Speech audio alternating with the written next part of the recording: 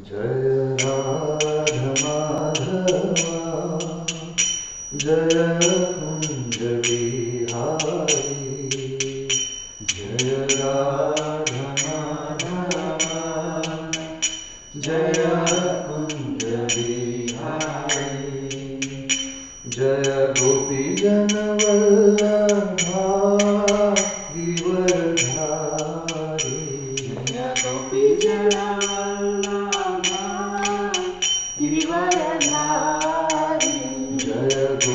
जनवल्लभा गिरिवरधारी जय गोपी जनवल्लभा गिरिवरधारी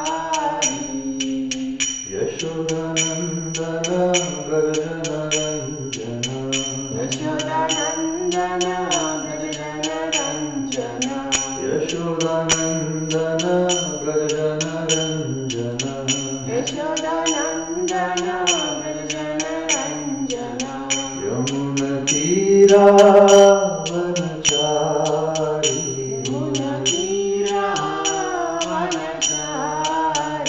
जय राधा माधवा कुंज बिहारी जय राधा माधवा कुंज बिहारी जय गोपी जनवल्लभा गिरिवरधारी जय गोपी जनवल्लभा गिरिवरधारी यशोदानन्दन व्रज जनरञ्जन यशोदानन्दन व्रज जनरञ्जन यशोदानन्दन व्रज जनरञ्जन यशोदानन्दन व्रज जनरञ्जन यमुनतीरावनचारी यमुनतीरावनचारी हरे कृष्ण कृष्ण कृष्ण हरे हरे हरे राम राम राम हरे हरे हरे कृष्ण कृष्ण कृष्ण हरे हरे हरे राम राम राम हरे हरे हरे कृष्ण कृष्ण कृष्ण हरे हरे हरे राम राम राम हरे हरे कृष्ण कृष्ण कृष्ण हरे हरे हरे राम राम राम हरे हरे श्री श्री राधा श्याम सुंदर की जय श्री श्री राधा माधव की जय श्रील प्रभुपाद की जय निधाय गौर प्रेमानंदे Hari Hari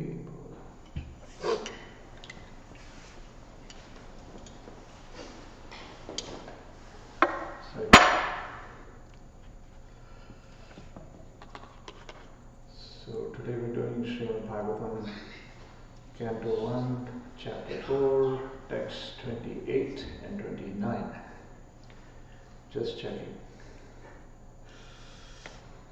Om Namo Bhagavate Vasudevaya. Om Namo Bhagavate Vasudevaya. Om Namo Bhagavate Vasudevaya. Om Namo Bhagavate Vasudevaya. Om Namo Bhagavate Vasudevaya.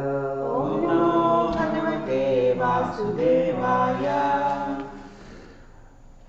Dhritavateena hi maya chandamsi guravognoyah manita nirvyadikena grihitam chanushashanam bharata vyapasdeshena hi amnayarthascha pradishyatah दृश्यते यत् धर्मादि श्री शूद्रभिरपि उता Dhritavatena hi maya. Please repeat.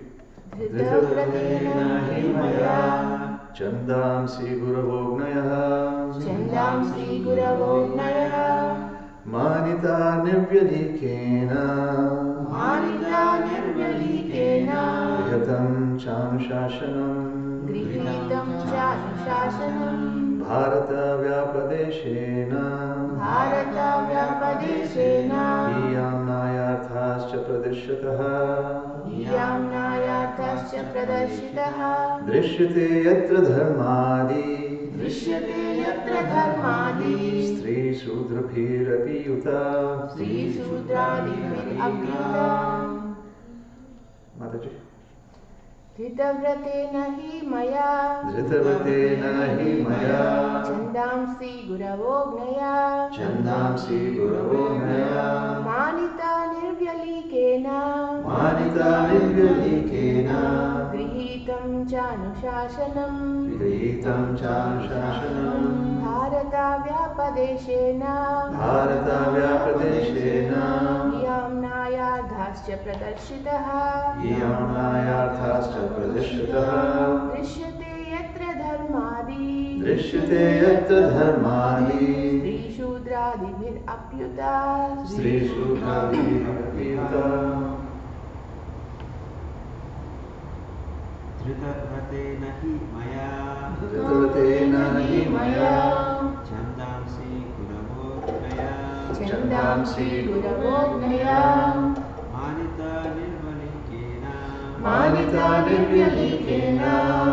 Grihitam chanushashanam. Grihitam chanushashanam. Bharata vyapadeshena. Bharata vyapadeshena.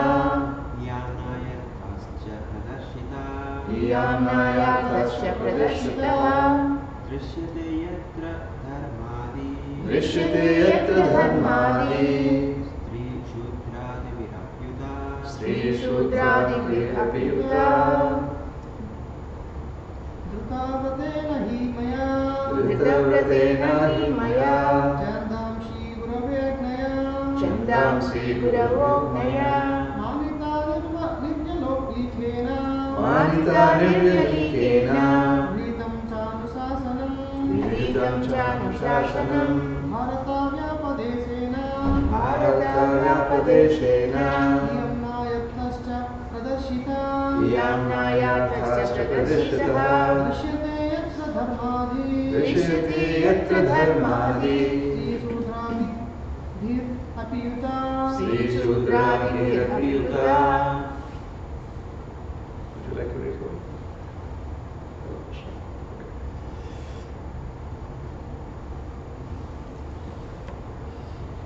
Dhritavatena, Dhritavatena. under a strict disciplinary vow, Under a strict disciplinary vow. he certainly Certainly, maya, by me, chandamsi, Chandamsi, the Vedic hymns, the Vedic hymns, guruha, Gurava, the spiritual masters, the spiritual masters, Agnaya, Agnaya, the sacrificial fire, the sacrificial fire, Manita, Manita, properly worshipped, properly worshipped, Nirvyalikena, Nirvyalikena, without pretense, without pretense, Grihitam, Grihitam, Grihitam cha, Grihitam cha, also accepted, also accepted, Anushasana, Anushasana, traditional discipline, traditional discipline, Bharata, Bharata, the Mahabharata, the Mahabharata, Vyapadeshena, Vyapadeshena, by compilation of by compilation of he, he, certainly, Amnaya Arthaha, import of disciplic succession, import of disciplic succession, cha, and pradarshita, Pradashitaha, properly explained, properly explained, drishyate, Drishyate, by what is necessary, by what is necessary, yatra, where, dharma adi, Dharma Adi, path of religion, the path of religion, stri shudra adi bhuvapi, Sri Shudra Adi Api, even by women, sudras, etc. even by women, Shudras, etc. Uta, Uta, spoken. spoken.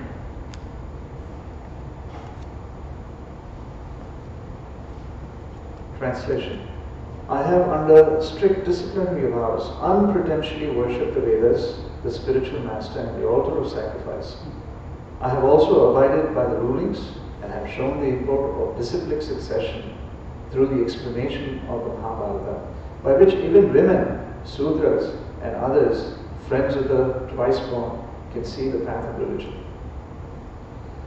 Om Ajnanatarandasya Nananjana Shalakya Chakshurmilitam Yena Tasmai Sri Gurave Namaha Shri Chaitanya Manobhishtam Sthapitam Yena Bhutale Swayam Rupa Kadamayam Dadati Swapadantikam Vandeham Shri Gurum Shri Upapadakamalam Shri Gurum Vaishnavamsja Shri Rupam Sagagatam Sahagna Ramanathamritam Tam Sajivam Sadvaitam Savadvatam Parijan Sahitam Krishna Chaitanya Devam Shri Radha Krishna Padan Sahagna Lalita Shri Vichakam Hey Krishna Karuna Sindhu Deenamando Jagatpate Gopesha Gopika Kanta Radha Kanta Namostute Tapta Kanchana Gaurangi Radhe Vrindavaneshwari Vrishabhanu Sute Devi Pranamami Hari Priye Vancha Kalpatarubhyascha Kripa Sindhubhyayevacha Patitanam Pavanebhyo Vaishnavebhyo Namo Namaha Jai Sri Krishna Chaitanya Prabhu Nityananda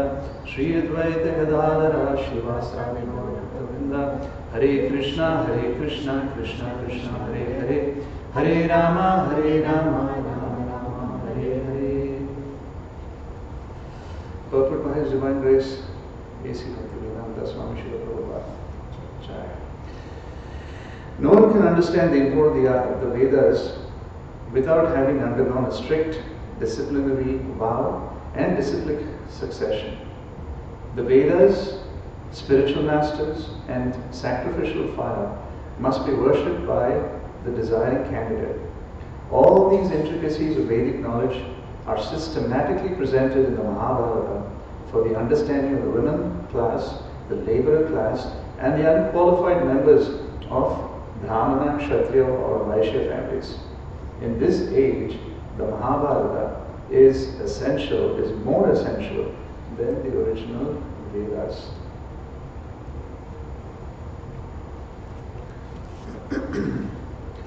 So we are in the juncture, I should say, where Srila Vyasadeva is in a state of despondence. He's feeling complete incompleteness, even after having compiled the Vedas.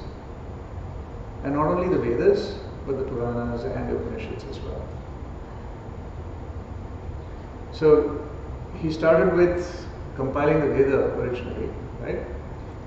And even that was too complicated for mankind and for humanity in general. And so he broke that up into four. The Rig Veda, Sama Veda, Yajur Veda, and Atharva Veda. And even that was too complicated. So he then compiled, made it a little simpler, made it in a story form, and created the Upanishads and the Puranas. And again, one may think the Puranas are more like reading a novel or reading a book and trying to grasp maybe the essence of it without really understanding what that essence really means. But they are all historical characters. They are actually real characters. Even the characters in the Mahabharata, right? Starting from Krishna as the central figure, they were all there. They were present. Arjuna, Bhishma Dev, all the great personalities and the not so great personalities as well, Duryodhana and so on. They were all present. These are not fictional characters, but actual factual characters, historically speaking. So he was in such a state of despondence that he wanted to change the whole outlook in terms of people's understanding and in terms of helping them, because he could see with his transcendental vision the influence of Kali was coming in. Now understand, Vyasadeva was born right around the time where the Dwapara Yuga and the Treta Yuga were overlapped. There are certain anomalies. One may ask, how can that happen? It should be sequential, but there are. It is stated in the scriptures that there are anomalies even in the timing of how one yuga comes in, or one yuga is exiting and the other yuga is coming in. So he was born to Parashara Muni and Satyavati. And he had this transcendental vision through which he could see the influence of Kali was so strong, and as we also see it and experience it, there's no question about that. Even at that time, he could see that, and since it was coming, he wanted to reduce the effects of Kali Yuga in whatever form he could. And that was the reason why he compiled these Vedas, these scriptures, so that it would be easier for us to overcome some of the influences of the Yuga. But then the Vedas were so difficult to comprehend, and they were so exhaustive that they couldn't be read by most of us. And so he wanted to simplify it, but then even that wasn't working. So that was the reason why he was in this state of despondence.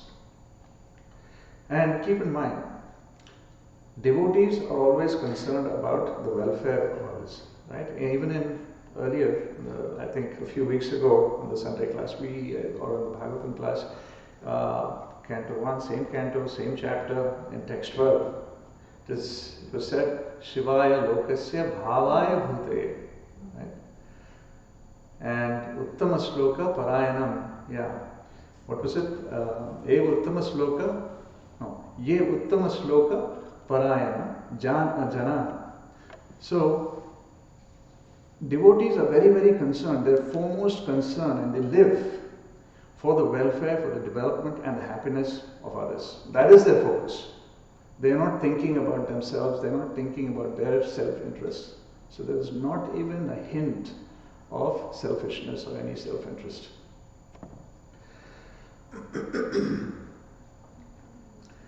Now the Vedas, as I was saying, are not understood by most people. In fact, not only not understood, they're misinterpreted by most people, especially in this day and age, right? People only look for what they're looking and what they like. So I have relatives come to me and tell me, but in the Vedas, animal sacrifice is mentioned, so it is okay to eat meat. In fact, there are some of my relatives come and say, but man has dominion over animals. So therefore we can eat. We are at the top of the food chain, so therefore we have every right to do whatever we want with everything below us. So that means eat anything and everything. Right? All for what? For sense gratification. Right? To please our own senses. And we find ways to justify that. So we pick up the Vedas, or we pick up portions of the scriptures and say, but see, it's mentioned. And that's also not quoted properly, right? So it is completely taken out of context. And the general public is happy because they don't want to change their comfortable situation, right? Anything where they feel is to give up, they don't want to do that. So for them, the moment they hear, it's like music to their ears. Now I can go to the McDonald's. I can go. There are people, in fact, I've seen reports of people who've eaten a burger a day, every single day, 365 days in the year. They're record holders. I don't know what they find so great about going to McDonald's and picking up a burger, and that way every day. So there are people like that. And then there are people who will eat anything and everything. And it's a grim situation that we face today, right? The coronavirus that we're hearing about is because it's coming from the bats and snakes. So there are people who eat even bats and snakes. What to speak of other things. Anything that is moving under the sun. So that's where Kali Yuga is going. And it is becoming worse and worse and worse. And so there are checks and balances. So Krishna has put such a perfect system in place, and we don't want anyone to suffer. But when we are in this material world, we are subject to actions and therefore the reactions as well. And like it or not, these are a form of reactions. These are checks and balances that are put in place for a reason. Right? So we have to be regulated, we have to be careful. In fact, animal control went meat eating went so out of control, and animals were being slaughtered left, right and center back in the day, that Lord Buddha had to come. Right? So that he could stop animal sacrifices. and then preach ahimsa. So that stopped for a while, and now we're back to getting worse and worse and worse. Right? So Srila Prabhupada says we should be like a swan. Right? Pick very carefully, being able to extract the nectar from the stem. It's like extracting milk out of water. We have to be very discerning, especially in understanding and knowing the consequences of Kali Yuga. We have to be even more careful in terms of how we conduct ourselves in life, what choices we make in life, whether it is eating, sleeping, mating, defending, the things that we do as human beings that help us differentiate ourselves from the lower orders of life. So it's become a situation where we should be really getting out of being very maverick about anything and everything in life, right? So therefore the Vedas also have to be, and the scriptures have to be read with that seriousness in mind. And we have to imbibe this not just from an intellectual exercise, right? It has to become a part of our lives. And the Vedas are also extensive, they're exhaustive. It's going to take many, many, many lifetimes if we were to read end to end. Not just read and assimilate, what to speak of understanding the Vedas? It is not that easy to be able to comprehend. Therefore the disciplic succession comes into play. Unless we hear it from the right authorities, there is no way we can assimilate any of this. It is just going to be a pure intellectual exercise at best. Right? In India we have the Dvivedis, you hear, right? And Dvivedis are meant to be the people who have read at least 2 Vedas. Trivedis, people who have read at least 3. Right? And now even in our day-to-day life, at work, at school, different walks of life, you have the Dvivedis, Trivedis and so on. But they're doing everything, like I said, eating everything under the sun and drinking the hardest of liquors. Right? I have several colleagues who do that. They may not even know. And they haven't even read the Vedas, exactly. So the names have stayed, but the practices have long vanished. So the traditions are changing in such a way that all of this is just going away. Just the names are sticking. That's it. So no one has the time. Hare Krishna. No one has the time. Everybody's looking for instant sense gratification. Push a button, and I need to get what I want, when I want, where I want, and also at the price that I want. Right? Everybody is looking for the Amazon-like experience, or the Facebook-like experience. Right? Shopping has changed. The weather's gone bad, people don't care. I can sit in my pajamas, sit in my living room or in my bed, and I can still order my favorite food and it'll come to me. Right? So it's become so pervasive, getting online and doing anything and everything, and being able to do that in a flash. And that's becoming the expectation everywhere. So much so now that you can even sit at home and you can buy a car online, and the car will be delivered to your place. Right? It's called Carvana. Yeah. Nirvana is freedom from rebirth. Carvana is freedom from that horrible dealership experience that we have, and we have to deal with the car salesman putting so much pressure. Are you going to buy? Are you going to sign on this paper now? Now? Right now? And I'll give it to you. So they won't let you out of their faces, right? So they're right in your face and they won't let you go till you put the signature. So people are trying to get away from that, and so they're trying to get nirvana from there. That's become Carvana. In fact, now people don't even go to engineering college with the seriousness that most of us have done. Right? We put in so much effort, going through years and years of schooling, education, training, and all the hard work and all of the abuse that we get from some of our teachers of the present day. It's at the university, at the school, at college. But now people are going, they're taking crash courses, they go for boot camps. And I'm not diluting that, but basically I'm saying how lifestyle has changed. People don't have time. Now they're able to go through those and quickly become, more productive and go straight into the workforce. So much so that universities now are changing their whole model. It's becoming a business model for them. We're dealing from a consulting perspective. We deal with educational institutions that are figuring out how do we engage our students, how do we market to the students. And the students, high schoolers don't know what they're getting themselves into, right? When they look at it, they're looking at, this is a school with, rankings are very important. And once I get there, I'm assured of a job. But the issue is, they put themselves through all of that hard work. They pay for it through their, loans that they take. And even after graduating, they're not assured of a job. So the universities are trying to market themselves in different ways as well. So the whole business model has changed, right? The whole paradigm has changed.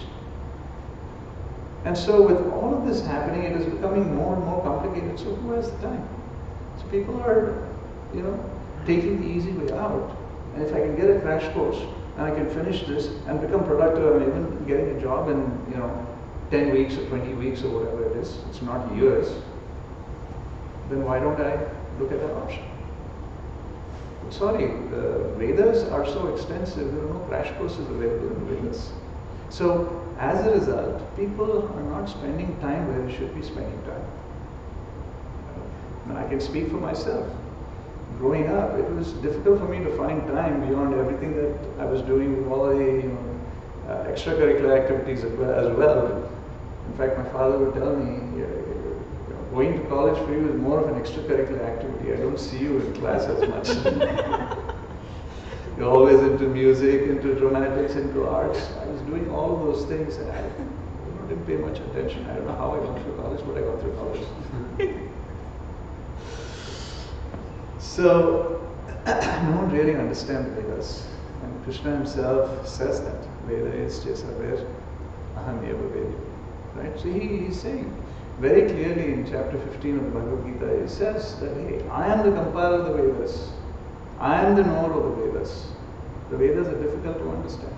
So no one really understands. In fact, even the exalted Brahmanas who are performing these austere sacrifices for the Yajna-Purusha, none other than Vishnu, Krishna, right? Even they didn't understand when the Gopas came to them and asked them for food to take back to Krishna. They didn't understand. They completely blew the opportunity. They had a fantastic opportunity. They completely blew it, right? But instead, the gopis realized right away. So, it's really not an intellectual exercise. Most temples that we go to, what happens? We see the Brahmanas there who are, going through the mantras so fast. I don't know if, it's not that we should give them the benefit of the doubt. They've been putting in a lot of years of training. But you can also see their body language. You're standing there at the altar, on the altar. Their eyes are looking, who's coming, who's there, and, the whole impression is, it's more of a mechanical, ramification of all the things that they do. So that leaves us with a bad taste in our mouth. For us also it is, okay, we don't really understand what those mantras mean, what we're supposed to be doing, what is the consciousness that we're supposed to have. And for us it is only going and standing in front of the deities, which most people call idols, right? They don't even understand what deities mean, the distinction between deities and idols. I mean, that really, really frustrates me. Even till today, when I speak to my relatives, for instance, they have absolutely no idea. Even though, and they feel really good about having these programs at home, or they're going to the temple and doing some bhajan, but they don't really understand why, what the purpose is. And that comes out in the course of conversations, like I said. They do all of this, next minute they're talking about cooking some exotic meat, right? And they don't really see how these things actually mean something. They are not able to connect the dots. Mantra is a mantra. Going to the temple on Saturdays or something, it becomes like a mechanical thing. But I'm still doing all of my stuff. I go to the market, I buy all the things that I want to eat. and then I bring it home, I cook the way I want to cook it, blah blah blah, right? So without getting into the details, what I'm saying is people just don't understand the essence and they don't make it a way of their lives. And the moment you say, oh, you need to do this or you should be doing this, the scriptures prescribe this, for them it is very difficult. Why? Because they're looking at it in isolation. They're looking at it, oh, I have to give this up to be able to do that. So therefore, even for them to make that advancement becomes an impossibility. Because they say, oh, we're not pure, so I don't think I'm qualified, I cannot do it. I'll do it later. So everything gets procrastinated. So like I was saying earlier, it is not an intellectual exercise. But the more we apply ourselves in devotional service, Krishna provides that understanding. Right? In chapter 10, he says, right? Tesham satatam yuktanam bhajatam priti purvakam dadame buddhi yogam tam yena ma upyantate. Right? I will give you that understanding by which you can come to me as you apply yourself in devotional service. So the process is already there, but people refuse to see it or they just fail to see it. Period. Because of all the conditioning. Keep in mind, we are souls that are covered by these material bodies. And we have these designations of being Indian or being this or being that, being a male, being a female, and otherwise. But the soul is the soul. The issue is the soul is covered by this material influence, and this material influence is also further influenced by the material modes, which makes it very difficult. So therefore we are nitya bhadas. But those that are completely free, perfected souls in their, through their years and years of austerities and understanding, good understanding, they're nitya siddhas. They don't have to, they've transcended these material influences. So our scriptures are clearly telling us, this is how you can actually do it. So coming to, what is the purpose of the Vedas? Why did Vyasadeva put all this together? Like I said, he had this strong urge to help humanity and save humanity from the influence of Kali Yuga.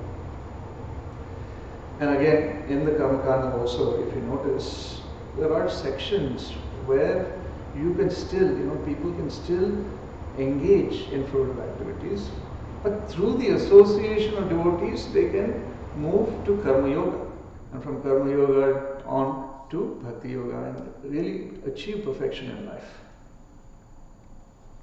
But that is more the incremental process. But in chapter 18, Krishna says, forget all of that. I've gone through all of this, right? He's explained the nature of the soul, the existence of the soul, the nature of the soul, who am I, what is the relationship, right? And then he talks about Karma Yoga and acting in Karma Yoga, and then takes us through Dhyana Yoga and all the various, right, rungs of the yoga system, finally bringing us to Bhakti Yoga. And just forget all of this, abandon all varieties of religion in the 18th chapter, at the end of the 18th chapter. So, if for people, like I said, who are looking for instant sense gratification, they're not going to wait till the 18th chapter to get to really understanding this. They want to know, okay, give me the solution, tell me what it is. Yeah. So therefore, Prabhupada is also, so we should probably read the purport, it's very interesting. So, Prabhupada is basically giving us a lot more detail in terms of what the purpose of the Vedas are.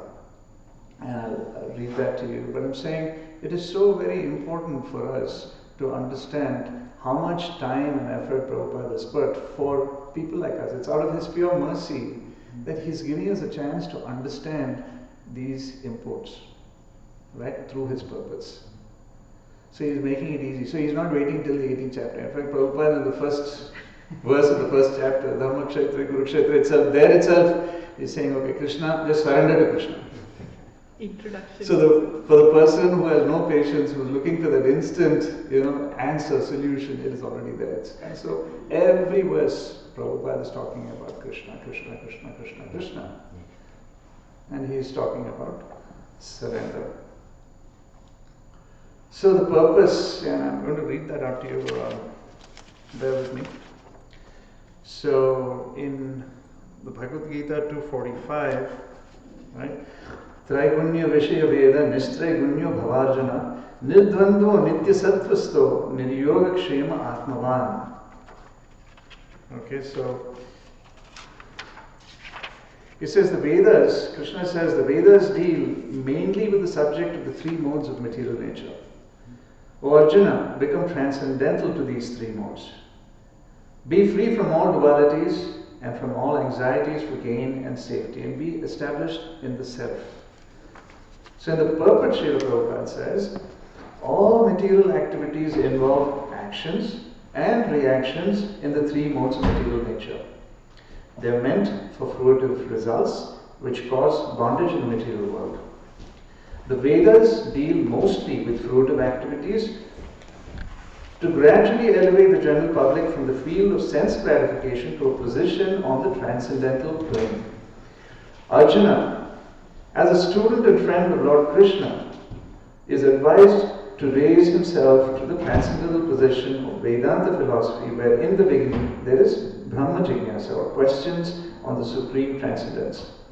All the living entities who are in the material world are struggling very hard for existence. For them, the Lord, after creation of the material world, gave the Vedic wisdom advising how to live and get rid of the material entanglement. When the activities for sense gratification, namely the Karma Kanda chapter, are finished, then the chance for spiritual realization is offered in the form of Upanishads, which are part of different Vedas, as the Bhagavad Gita is a part of the fifth Veda. The Bhagavad Gita is also considered the fifth Veda, namely the Mahabharata. The Upanishads mark the beginning of transcendental life. As long as the material body exists, there are actions and reactions in the material modes. One has to learn tolerance in the face of dualities such as happiness and distress, or cold and warmth, and by tolerating such dualities, one can become free from anxieties regarding gain and loss. This transcendental position is achieved in full Krishna consciousness when one is fully dependent on the goodwill of Krishna. So, devotional service is not restricted only to the elite. Because Krishna is very clearly saying, you need to be able to transcend. What does that mean, right? We are also stuck. It's like being on a snowy day, it's so cloudy that we can't see the sun, right? And we are adjusting to that situation. Putting on warm clothing, and sometimes it's snowing, sometimes it's icy, sometimes it's raining, sometimes it's sleet.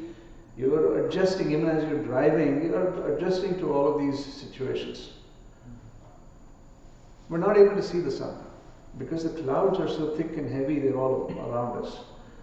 But the moment you're able to fly above the clouds, you're going to see nothing but pure blue skies and a bright sun, right? We've all experienced that as we take a plane ride. There's so many clouds when you're on the ground, but when you fly above the clouds, you see a beautiful blue sky, and the sun is shining brilliantly, and everything is so clear, you can see for miles. That's the same analogy that we have, right? So basically that's what it is. When we say transcend, we're saying fly above the clouds. Fly above the modes of material nature. That's what Krishna is saying. Oh Arjuna, you move, get above the modes of material nature. Elevate yourself above that. And for us it is very difficult, being in the material world, being so conditioned. Like I said, we are nitya bhadas. It is so difficult. But if we take the help of our scriptures, of our association that we have, it becomes so much easier. And as we engage in devotional service, it becomes easier and easier. Right? So therefore, devotional service is both a means and an end. We are engaging in devotional service so that we can elevate ourselves and transcend these modes. Because once we get to that point, we're scot-free, right? In the sense we don't have any of this baggage that is holding us down, like it is today. But if we keep saying, oh, I'm going to do it later, or no, I'm not pure enough, oh no, I'm not ready for this, it's never going to happen. So therefore, like I said, it is both a means and an end. And the nice part is, devotional service is accessible to everybody.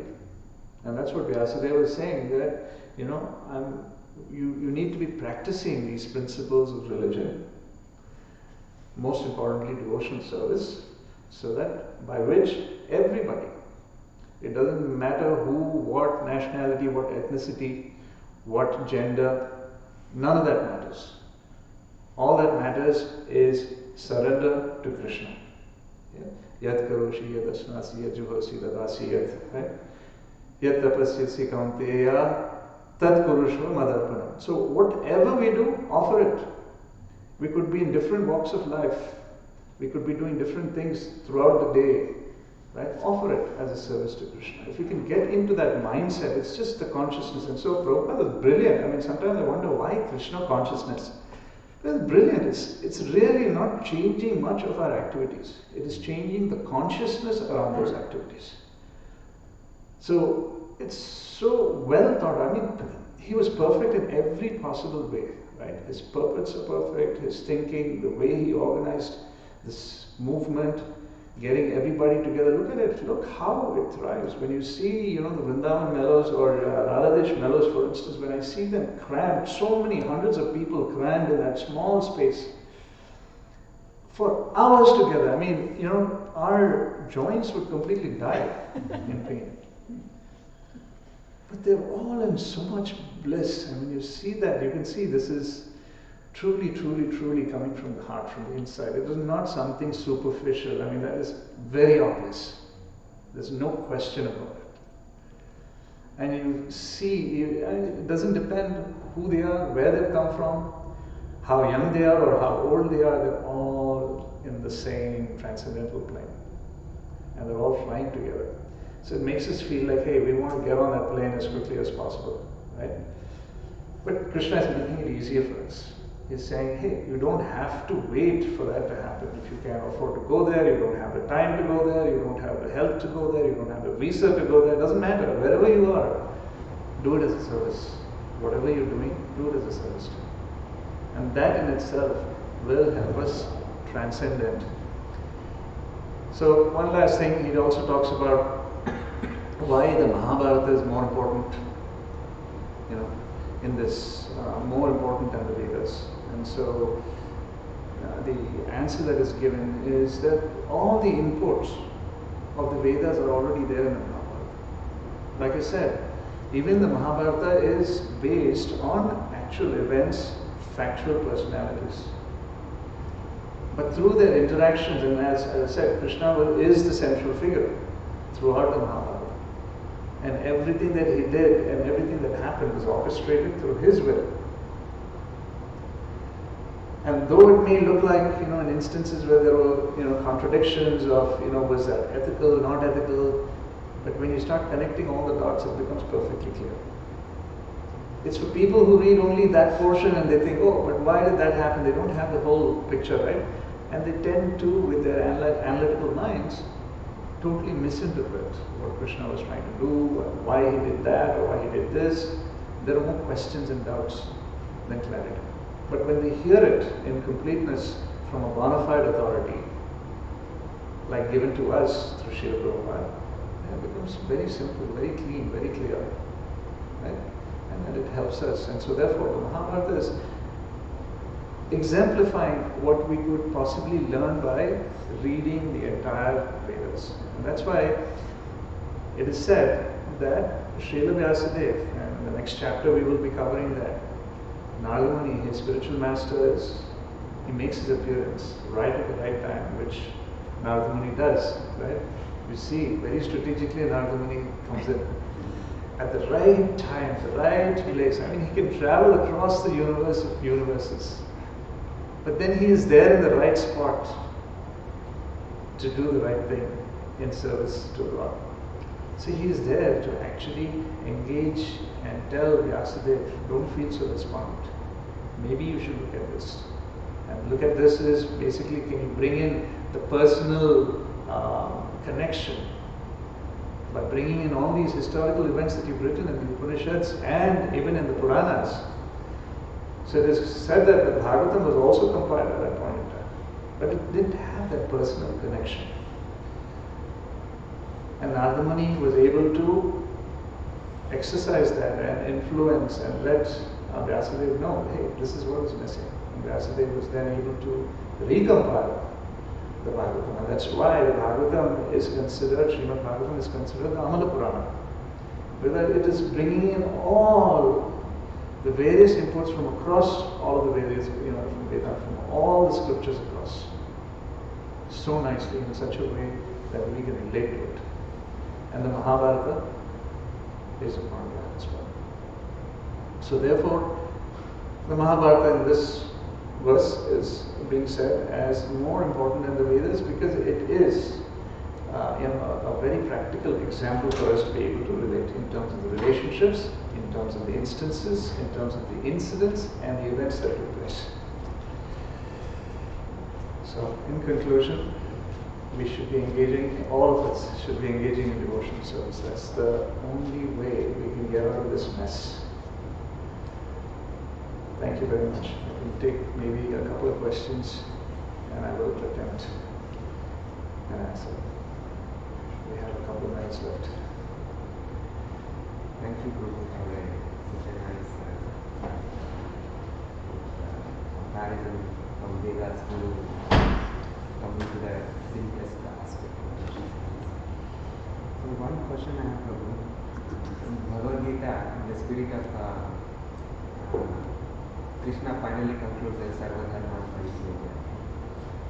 So in some way I feel like having so many options like Vedas, Puranas, for Jivas it is getting confusing. Why Krishna orchestrated giving so many things instead of giving just the essence? For example, Bhagavatam, Bhagavatam, those are enough for us. And in fact, it is natural tendency, we have more options than we are good. And within that also I see like we have four sampradayas. Four sampradayas, the way they practice these things are also a bit different. So Krishna, is there any purpose why he created so many things? He wanted people to follow certain things in certain way. Because when he is saying Sarva Dharma, why he just gave one thing? That way, probably we don't have thinking. So, excellent question. Time, place, and circumstance plays into it, right? Even since we were born and where we are today, so much has changed. Changed around us, changed outside of us, right? Externally, when we look at ourselves in the mirror, we've changed. We're not the same. Internally, so much has changed. There's so much transformation, so much exposure to what we've seen, learned, and conditioned ourselves to. Right? We're not what we were 10 years ago, 5 years ago, 1 year ago, even 1 week ago. Right?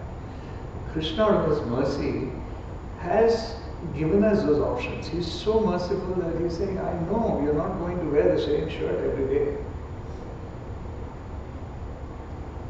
You're not going to, if I give you just one single color and say everything is going to be blue because I am, the color of the rain cloud, just imagine how life would be. We would be, so blue. As jivas, saying, oh my God, what is this? Everything is going to be single, unidimensional.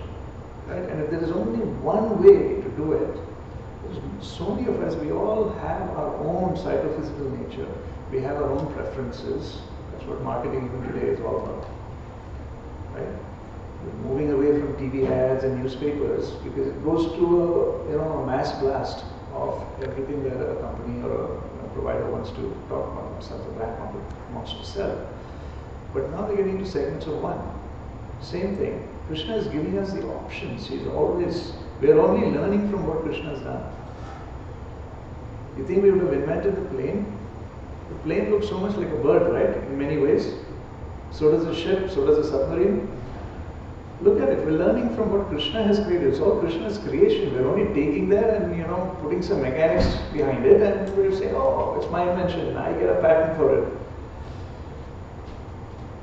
So Krishna is giving us those options so that based on who we are and where we are in our lives, it becomes easier for us to accept it. That's why he's saying there's a Karmakanda section also for those who just cannot give up fruitive activities. What do? You have to give them a way out. What's that way out? Through association of devotees, I can still engage in fruitive activities, little by little, creating that faith, creating that taste for spirituality, creating that taste for the Supreme Personality. Slowly but surely, the person is making progress. As Guru Maharaj would say, taking baby steps in the right direction is progress. So that's considered a baby step. Moving from the Karmakanda section to Karma Yoga and everything in between through the association of devotees. But if I wasn't given that route, I would either take it or leave it. And guess what? As Kali Yuga comes in, people are only going to abandon that and do whatever they want to do. If it's only my way or the highway. Krishna gave us those options so that it wasn't a my way or a highway kind of option. But hey, there are different paths. Depending on your preference, depending on your outlook in life, depending on your interests and your seriousness. And so Krishna says, right, you give me a little and I will reciprocate. Right? As you surrender unto me, I will give you my shelter. Right? I will reciprocate. I will come to you. So how do you do that? Only when you have certain options to be able to get from here to there.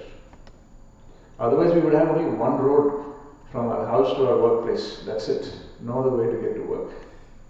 Maybe that would have been a good excuse not to go to work. You can tell your boss, oh, there was too much traffic, there was only one road. By the time I got into my car and was able to move, it was the end of the day. So therefore I don't come to work. So I don't know if that answered your question. We all need multiple options to be able to, and the scriptures and through Krishna's mercy, those options allow different people to use their different ways to get to Krishna. But Krishna says, forget all of that. If you abandon all those varieties, why? He's saying that's waste of time. You have only so much. You have finite time. You have only so many breaths from the time you take birth to the time you die. If you keep that in perspective and you focus on leaving out all this noise and focus on the message of surrendering to me with all your heart, unconditionally, then you've already achieved. You've achieved perfection in life. That's why it says even in the Bhagavatam, right?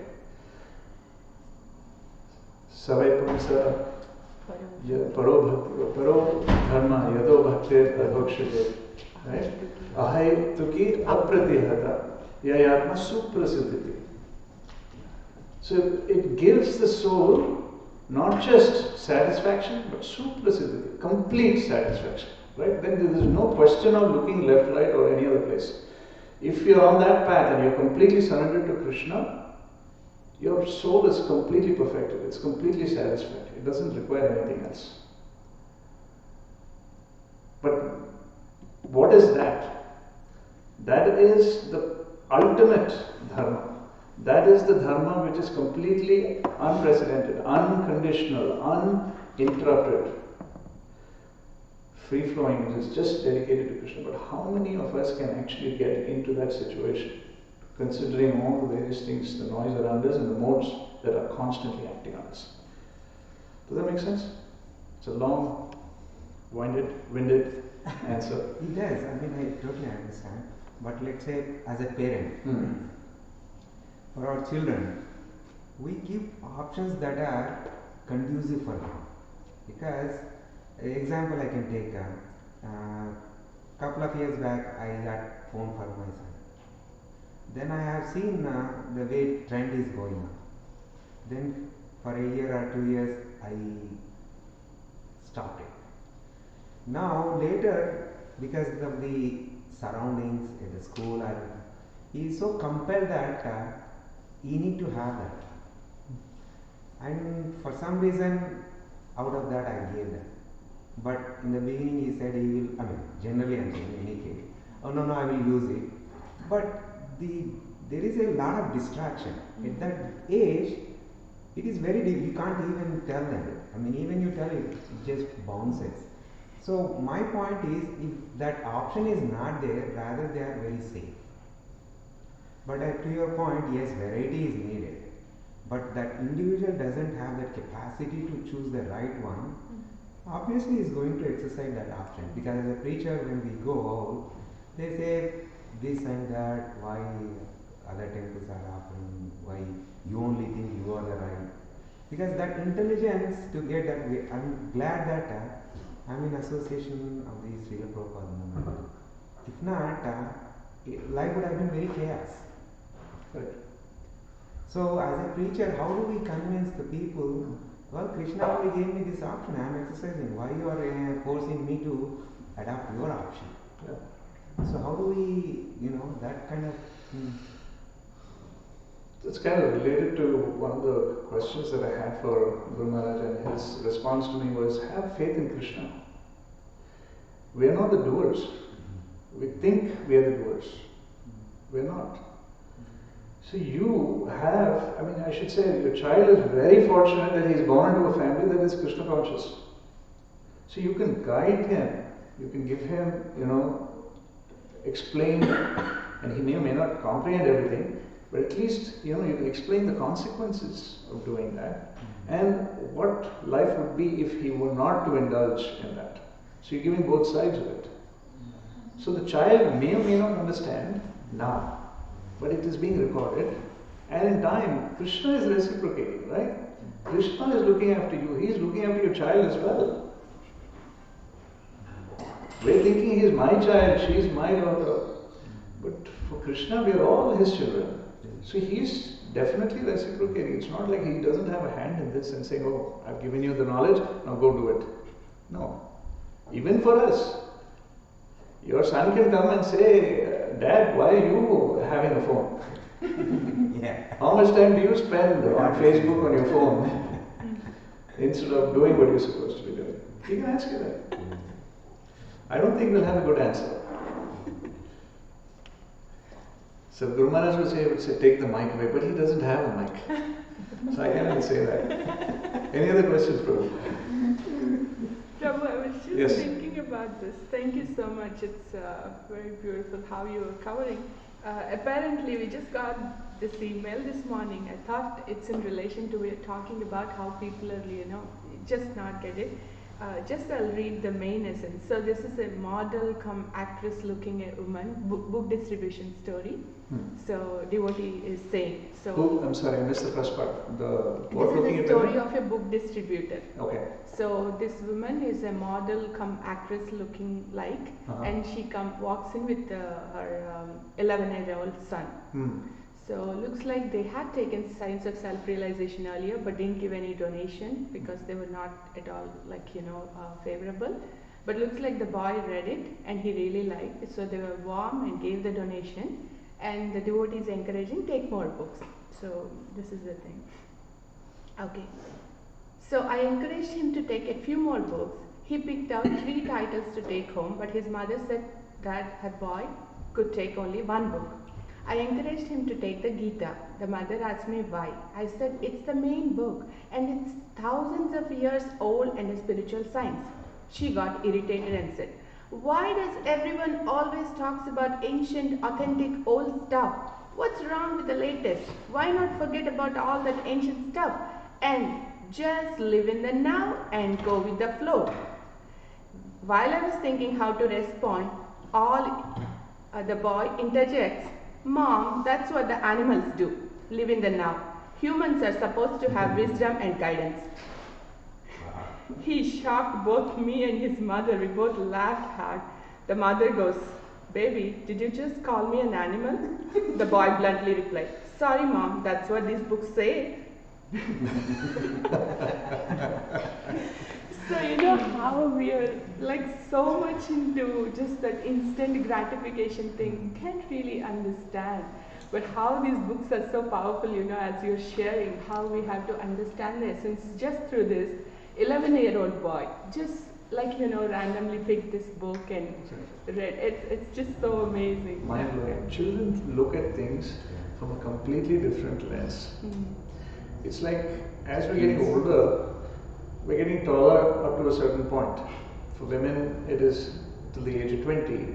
For men, it is till the age of 24, 25. We still get taller and taller, right? After which, of course, we level off. But perspective changes, right? So at 6'2", for me, when I look down or look around, I have a completely different perspective. Whereas my granddaughter, who's just 5 or 6 weeks old, she's down at the ground level. She sees things very differently than I do, I'm sure. Right? And she has that intense focus because she's seeing it for the first time. And so she has that intensity which I wouldn't notice. I would say, that's just a flow, that's just a cushion, or that's just a light bulb. For her, it's like, what is it? The curiosity and the intensity, that focus, and she's looking at it from her perspective. So similarly, children have a completely different perspective to life. As they're getting older, the perspectives will change. But that's where the guidance comes in. But that doesn't see, so therefore the boy who's read the book, he's been guided to look at life differently. So he's able to just cut through the noise and give his own mother a piece of advice, which he may or may not like. But it's the truth. Truth hurts. And that's the beauty. So we need to get these lenses out. We have these lenses that we built in and that completely colors everything that we see life with. Thank you so much. It was a good one. We're done? Hare Krishna. She was so glad, teacher.